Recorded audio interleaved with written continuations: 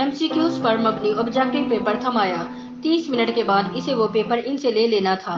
9:10 पर उन्होंने सलार को अपनी कुर्सी से खड़ा होते देखा। इसके खड़ा होते ही हाल में इससे पीछे मौजूद तमाम स्टूडेंट्स ने सर उठाकर इसे देखा। वो पेपर हाथ में लिए फ्लूमिना फ्रांसिस की तरफ जा रहा था। फ्लूमिना फ्रांसिस के लिए ये भी नया सीन नहीं था। वो पहले भी यही कुछ देखती आई थी। 30 मिनट में हल किया जाने वाला पेपर वो 8 मिनट में ही हल करके इनके सर पर खड़ा था। पेपर को दोबारा देख लो। उन्होंने ये जुमला इसलिए नहीं कहा, वो जानती थी कि इसका जवाब क्या होगा। मैं देख चुका हूँ। वो अगर इसे एक बार फिर पेपर देखने पर मजबूर करती तो वो हमेशा की तरह पेपर ले जाकर अपनी कुर्सी के हत्थे पर रखकर बाजू सीने पर लपेट कर बैठ जाता। उन्हें याद नहीं था कभी उसने इनके कहने पर पेपर को दोबारा चेक किया हो, और वो ये तस्लीम करती थी कि इसे इसकी जरूरत भी नहीं थी। इसके पेपर में किसी एक भी गलती को ढूंढना बहुत मुश्किल काम था। उन्होंने एक हल्की सी मुस्कुराहट के साथ इसके हाथ से पेपर पकड़ लिया। तुम जानते हो सलार, मेरी जिंदगी की सबसे बड़ी तमन्ना क्या है? उन्होंने पेपर पर नजर डालते हुए कहा कि मैं तुम्हें 30 मिनट का पेपर 30 मिनट के बाद सबमिट करवाते हुए देखूं। वो उनकी बात पर खफियत से अंदाज में मुस्कुराया। आपकी ये ख्वाहिश इस सूरत में पूरी हो सकती है मैम, अगर मैं ये पेपर 150 साल की उम्र में हल करने बैठूं। नहीं, मेरा ख्याल है 150 साल की उम्र में तुम ये पेपर 10 मिनट में करोगे। वो उनकी बात पर खफीफ से अंदाज में मुस्कुराया। आपकी ये ख्वाहिश इस सूरत में पूरी हो सकती है मैम, अगर मैं ये पेपर 150 साल की उम्र में हल करने बैठूं। नहीं, मेरा ख्याल है 150 साल की उम्र में तुम ये पेपर 10 मिनट में करोगे। इस बार वो हंसा और मुड़ गया।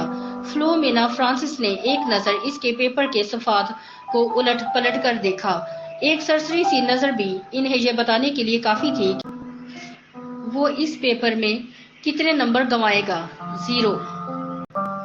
सलमा ने अपनी बेटी के हाथों में गिफ्ट पेपर में लिपटे हुए पैकेट को हैरानी से देखा। ये क्या है इमामा? तुम तो मार्केट गई थी, शायद कुछ किताबें लेनी थी तुम्हें। हाँ अम्मी, मुझे किताबें ही लेनी थी, मगर किसी को तोहफे में देने के लिए। किसको तोहफा देना है? वो लाहौर में एक दोस्त है मेरी, इसकी सालगिरह है, इसी के लिए खरीदा है। कोरियर सर्विस के जरिए भिजवा दूंगी, क्योंकि मुझे तो अभी यहाँ रहना है। लाओ फिर मुझे दे दो ये पैकेट, मैं वसीम को दे दूंगी, वो भिजवा देगा। नहीं अम्मी, मैं अभी नहीं भिजवाऊंगी, अभी उसकी सालगिरह की तारीख नहीं आई। सलमा को लगा जैसे वो एकदम घबरा गई हो। इन्हें हैरानी हुई, ये घबराने वाली बात थी? 3 साल पहले इमामा की वजह से इन्हें बहुत ज्यादा परेशानी का सामना करना पड़ा था। इन्हें और इनके शौहर हाशिम को। वो तब अपनी बेटी के बारे में बहुत फिक्रमंद थी, और हाशिम इनसे ज्यादा। मगर पिछले 3 साल से सब कुछ ठीक हो गया था। वो दोनों अब इसकी तरफ से मुकम्मल तौर पर मुतमईन थे, खास तौर पर असद से। इसकी निस्बत तय करके वो जानती थी इमामा असद को पसंद करती है, और सिर्फ वही नहीं, असद को कोई भी पसंद कर सकता है। वो हर लिहाज से एक अच्छा लड़का था। वो ये भी जानती थी कि वो असद से निस्बत तय होने पर बहुत खुश हुई थी। असद और उसके दरमियान पहले भी खासी दोस्ती और बेतकल्लफी थी, मगर बाज दफा इन्हें लगता जैसे वो वक्त गुजरने के साथ साथ बहुत चुप होती जा रही है। वो पहले ऐसी नहीं थी, मगर अब वो स्कूल जाने वाली बच्ची भी तो नहीं रही, मेडिकल कॉलेज की स्टूडेंट है। फिर वक्त भी कहाँ होता है इसके पास। सलमा हमेशा खुद को तसल्ली दे लेती। वो इनकी सबसे छोटी बेटी थी। बड़ी दोनों बेटियों की वो शादी कर चुकी थी, एक बेटे की भी शादी कर चुकी थी, जबकि 2 बेटे और इमामा गैर शादीशुदा थे। अच्छा ये है कि ये संजीदा होती जा रही है। लड़कियों के लिए संजीदगी अच्छी होती है। इन्हें जितनी जल्दी अपनी जिम्मेदारियों का एहसास हो जाए इतना ही अच्छा है। सलमा ने एक गहरी सांस लेते हुए इमामा से नजरें हटा ली। वो छुट्टियों में घर आई हुई थी, और जितने दिन वो यहाँ रहती इनकी नजरें इसी पर इसी तरह मरकूज रहती। पता नहीं ये साजिद कहाँ रह गया है। जो भी काम इसके जिम्मे लगाओ बस भूल ही जाओ। इन्हें अचानक अपने मुलाजिम का ख्याल आया, जिसके पीछे वो लाउंज में आई थी। बड़बड़ाते हुए वो लाउंज से निकल गई। ये न्यू ईयर नाइट थी। नया साल शुरू होने में 30 मिनट बाकी थे। 10 लड़कों पर मुश्तमिल 14-15 साल के लड़कों का वो ग्रुप पिछले 2 घंटे से अपने अपने मोटरसाइकिल्स पर शहर की मुख्तलिफ सड़कों पर अपने करतब दिखाने में मसरूफ था। इनमें से चंद ने अपने माथे पर चमकदार बैंड्स बांधे हुए थे, जिन पर नए साल के हवाले से मुख्तलिफ पैगाम दर्ज थे। वो लोग 1 घंटा पहले पोश इलाके की एक बड़ी सुपरमार्केट में मौजूद थे, और वहाँ वो मुख्तलिफ लड़कियों पर आवाजें कसते रहे थे। اپنی بائکس پر سوار اب مختلف سڑکوں پر چکر لگا رہے تھے۔ ان کے پاس فائر کریکرز موجود تھے جنہیں وہ وقتاً فوقتاً چلا رہے تھے۔ 11:15 پر وہ جم خانہ کے باہر موجود تھے جہاں پارکنگ لاٹ گاڑیوں سے بھر چکا تھا۔ یہ گاڑیاں ان لوگوں کی تھی جو جم خانے میں نئے سال کے سلسلے میں ہونے والی ایک پارٹی میں آئے تھے۔ ان لڑکوں کے پاس بھی اس پارٹی کے دعوتی کارڈ موجود تھے کیونکہ ان میں سے تقریباً تمام کے والدین جم خانہ کے ممبر تھے۔ وہ لڑکے اندر پہنچے تو 11:55 ہو رہے تھے۔ چند منٹوں بعد ڈانس فلورز میں تمام جگہوں کی لائٹس آف ہو جانی تھی اور اس کے بعد باہر لان میں آتش بازی کے ایک مظاہرے کے ساتھ نیا سال شروع ہونے پر لائٹس آن ہونا تھی اور اس کے بعد تقریباً تمام رات وہاں رقص کے ساتھ ساتھ شراب پی جاتی، جس کا اہتمام نئے سال کی اس تقریب کے لیے جم خانہ کی انتظامیہ خاص طور پر کرتی تھی۔ لائٹس آف ہوتے ہی وہاں ایک طوفان بدتمیزی کا آغاز ہو جاتا تھا اور وہاں موجود لوگ اسی طوفانی بدتمیزی کے لیے وہاں آئے تھے۔ 15 سالہ وہ لڑکا بھی 10 لڑکوں کے اس گروپ کے ساتھ آنے کے بعد اس وقت ڈانس فلور پر راک بیٹ پر ڈانس کر رہا تھا۔ ڈانس میں اس کی مہارت قابل دید تھی۔ 12 بجنے میں 10 سیکنڈز رہ جانے پر لائٹس آف ہو گئی۔ وہ ٹھیک 12 بجے لائٹس یکدم دوبارہ آن کر دی گئی۔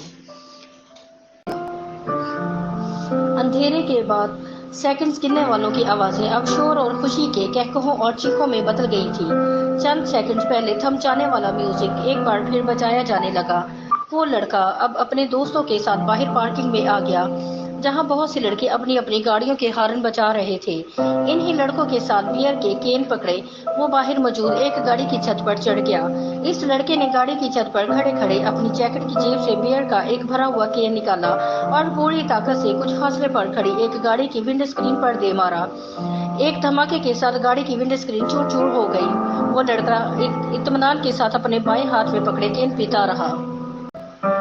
وہ پچھلے آدھے گھنٹے سے کامران کو ویڈیو گیم کھیلتے ہوئے دیکھ رہا تھا۔ اسکرین پر موجود اسکور میں کوئی خاص اضافہ نہیں ہو رہا تھا۔ شاید اس کی وجہ وہ مشکل ٹریک تھا جس پر کامران کو گاڑی ڈرائیو کرنی تھی۔ سالار لاؤنج کے صوفوں میں سے ایک صوفے پر بیٹھا اپنی نوٹ بک پر کچھ لکھنے میں مصروف تھا مگر وقتاً فوقتاً نظر اٹھا کر ٹی وی اسکرین کو بھی دیکھ رہا تھا جہاں کامران اپنی جدوجہد میں مصروف تھا۔